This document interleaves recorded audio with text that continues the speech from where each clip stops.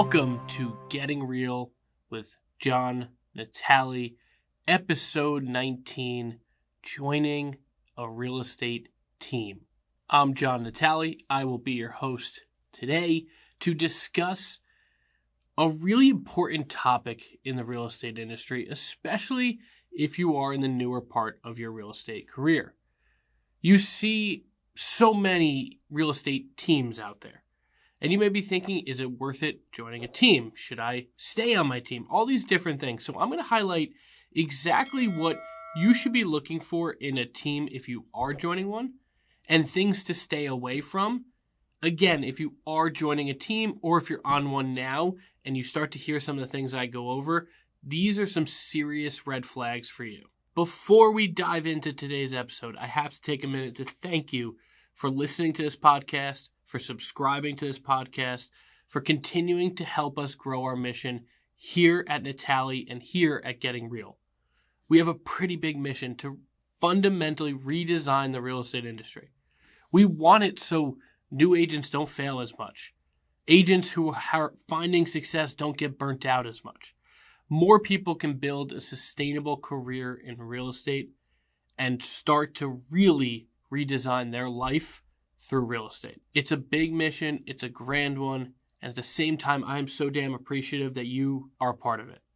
If you can continue liking this episode, subscribing, rating us 5 stars, wherever you are listening, that helps us so much. It's a small ask, but I do appreciate anything that you can do to help us grow this mission. One of the things I'm most excited about in 2024, from starting this mission at the second half of last year, actually really the last quarter of last year, is the power in which our Natale coaching family is coming together. We have a coast-to-coast coaching group that literally is in, I think, 12 or 13 states as of now, and we are growing together to see the synergy that's in our online community, on our group calls, agents that I'm coaching individually, like seeing it all come together with the agents here at our company has been one of my biggest blessings of 2023.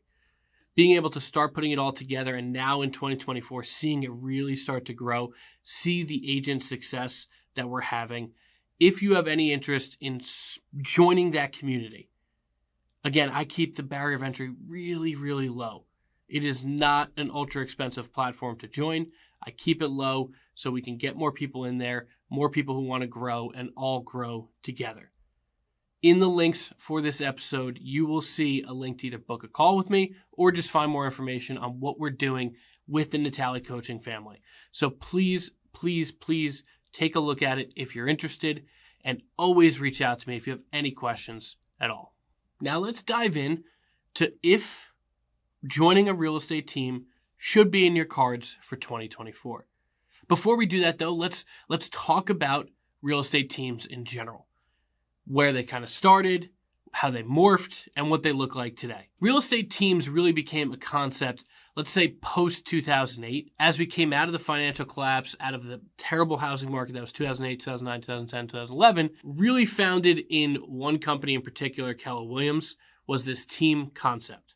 Gary Keller, who owns Keller Williams, really embraced the team concept and brought in as many teams as possible. And this isn't a company philosophy or anything like that, talk or, to go over what company is best. But that's where it kind of started.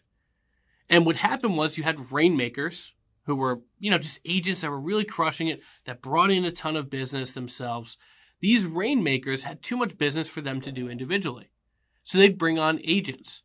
And in the 2010s, especially as teams grew in Keller Williams, Remax, and then once EXP got off the ground, the typical team had an almost identical format. It was the rainmaker at the top, then there was listing specialists, there was buyer's agents, there was transaction coordinators, there was marketing specialists, and you built down an organization where everybody had a specific role.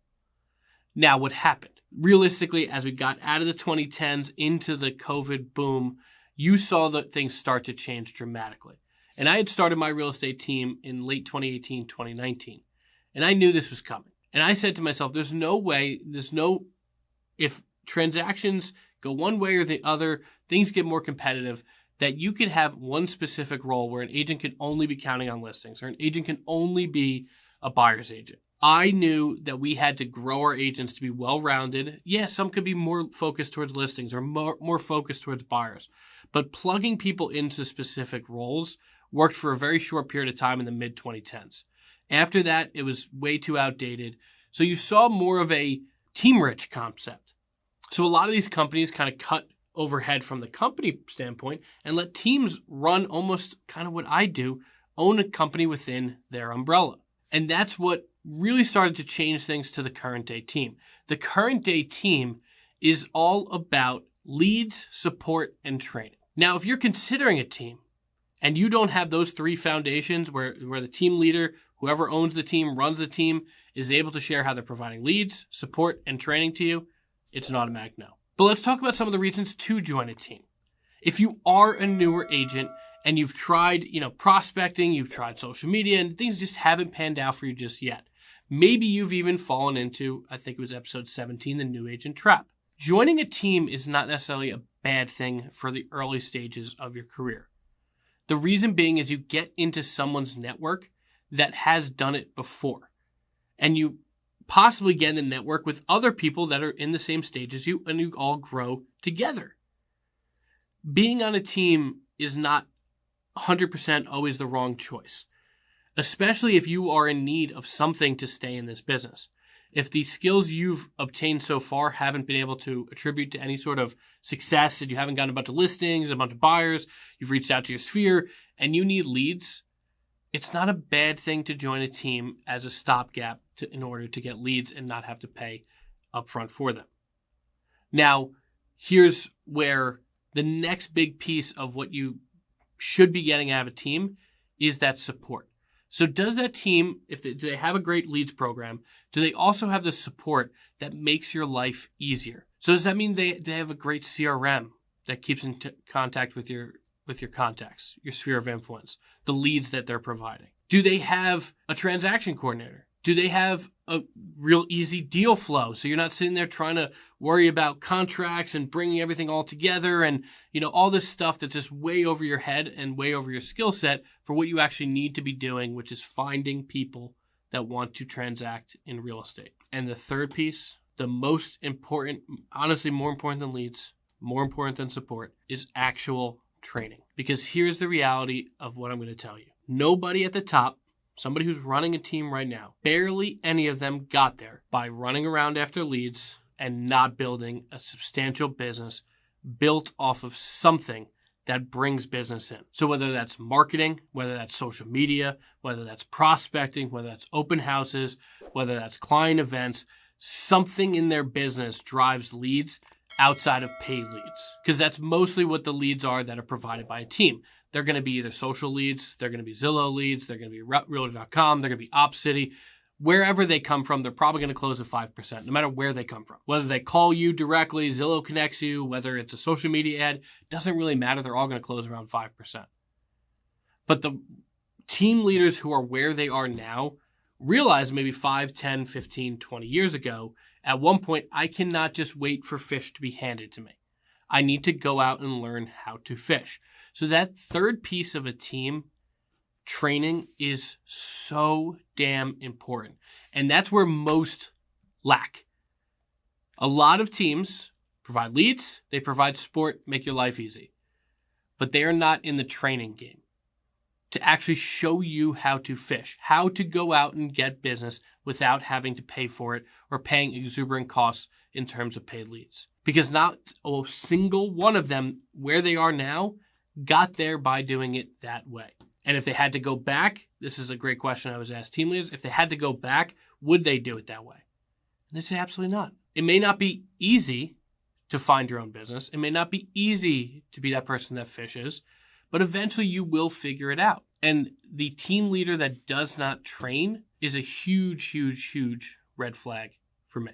So if you're looking out at potentially joining a team, if they don't have all three of those cogs, if they don't have leads, they don't have support, and they don't have training, as a new agent, I'm telling you right now, you're better off on your own, figuring your stuff out and giving this your best shot. And if it fails, it fails. I'm just going to be honest. But if you can find a great team where you find such great value with the leads they're offering, with the support they're offering, with the training they're offering, it may make sense for you because it does help you get acclimated into the business. It gets you active, right? If you have steady leads where you're now able to go out and show houses, maybe some leads that bring in some business for you, you can then turn around and that's content you can create. That content you create creates an audience. That audience that you've created creates more business for yourself that's outside of the team structure. Now you have to realize that if you're on a team with great leads, with great support, with great training, it is going to cost you. One of the things I see a lot, whether it's in Facebook groups or questions I get directly, is how do I get on a team but keep, 80% or 90%? It's never going to happen. Most splits, realistically, on your own business will probably be like a 70-30, 80-20, things that you bring in. And then you have to split with the company as well in which the team is at. And then on deals where leads they're providing, you're probably looking at a 50-50 split. Because again, they are providing the leads, the support, and the training. And all of those things, guys, cost a lot of money for these team leaders. I'm not here to make them sound like victims, but this is why you are not going to get a very attractive split if you're getting those three things. And on the same time, you want, it's the old phrase of you want your cake and you want to eat it too.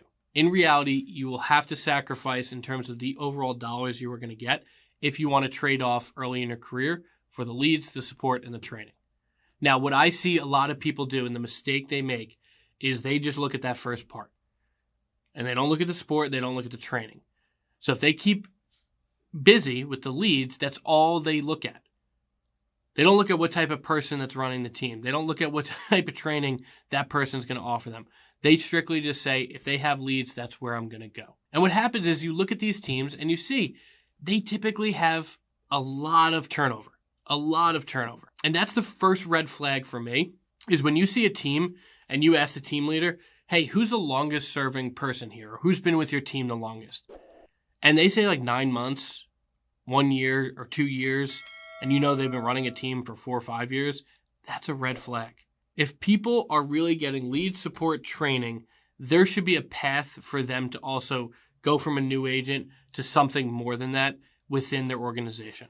It's one of my biggest issues with running a team in today's environment, because we've had a race to the bottom on commission splits that it's damn near impossible to grow people underneath someone else's umbrella because the splits are just too damn hard to figure out. But in reality, people should still be in their world for more than like 6, 9, 12 months, or else there's a reason why so many people are leaving. So a huge red flag getting started with a team is if you see a lot of people coming in and out. That's not just, some people survive, some people don't. That just means the team is not set up with lead support and training that actually brings business outside of that first cog of paid leads. The second red flag to me is when they just talk about leads. Here's what I mean by that.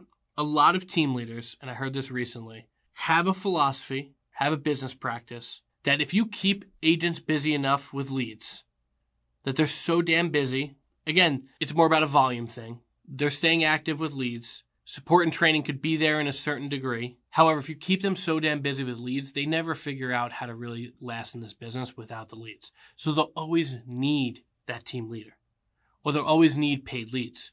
And the team leader knows if they go off and start trying to spend the money that the team leader spends for the entire team, they'll quickly be broke.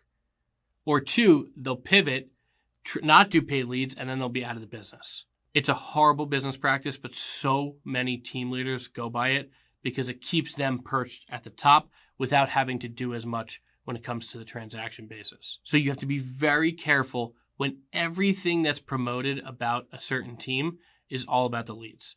If they only talk leads, I'm telling you right now, they're a team that is in that philosophy, that line of thinking, that we are not here to help you grow past this. This is just for you to be a cog in our wheel. And then when you're done, boom, you're gone. And we'll just keep rinse, recycle.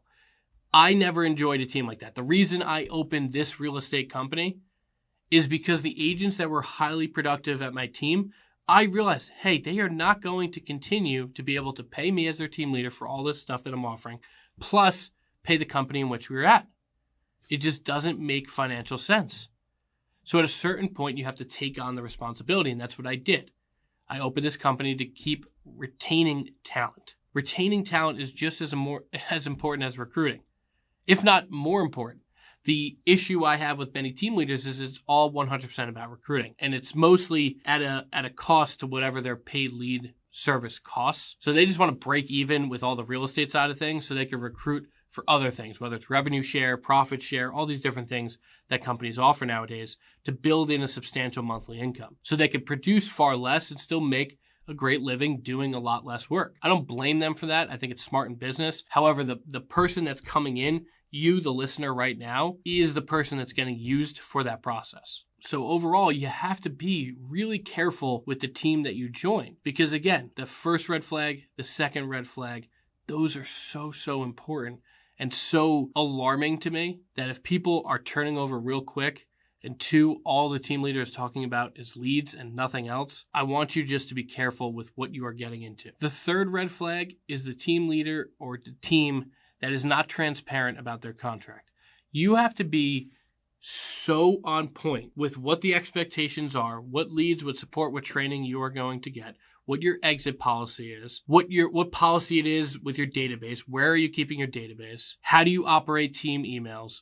All of these things are never really considered until after someone joins a team. I want you to start considering them beforehand. So if you meet a team leader, like a third red flag for me would be a team leader who's not transparent about some of these things. So if you ask how long is a contract for? How do I have to use a team email? Can I use my own? What does my database get kept on?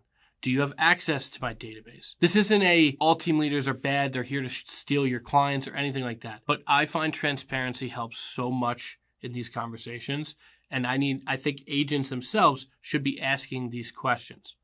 And if you're asking these questions and everything seems right to you, it's not a bad thing if you are in need of leads, support, and training to get involved with a real estate team. It's certainly not a move every agent should make. If you're already creating business on your own, you should stay far away from a team. But if you are having some trouble, you're struggling a little bit, you're brand new, you can't figure things out, getting in the world of someone with a great team could change your life, it could change your career, it could change your business. So it should be given some thought. However, you have to do your due diligence and make sure from a very simple standpoint, it is a win-win agreement. The team leader wins with you being part of their world, and you win being part of the team leader's world. If those two things happen, a team could be great for you. If they don't, and either you're just desperate to find leads, you're desperate to just get on a team because you're told that you have to do that to have success, you will end up either 1, failing, 2, burning out, and 3, never building anything sustainable. I would hate to see that for you. So let's get smart, let's ask the right questions, and if you are joining a real estate team, make sure none of those 3 red flags are hit, and then you will have a great successful year here in 2024 with your respective real estate team.